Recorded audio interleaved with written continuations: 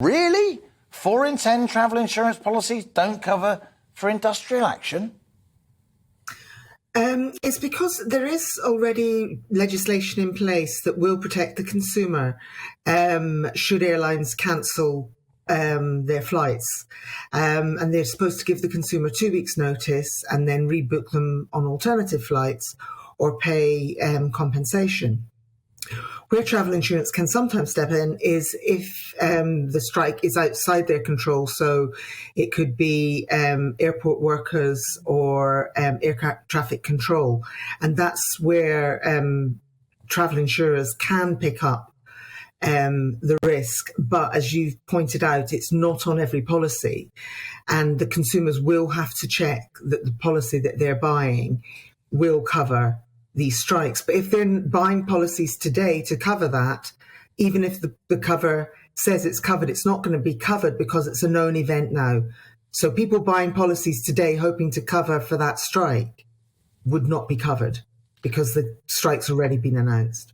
Crikey, my head is spinning. You've explained it, but I'm still not sure that I understand, Fiona. A lot of people say that if you buy your holiday through a travel agent, you're more likely to be covered. If you buy it with a credit card rather than a debit card, you're more likely to be covered. Are either of those things true? Well, if you buy it with a debit or a credit card, if you don't get the service that you've paid for, and you can't get a refund, from the airline because for whatever reason, then the debit card would refund you because you haven't had the service that you've paid for with the said credit card.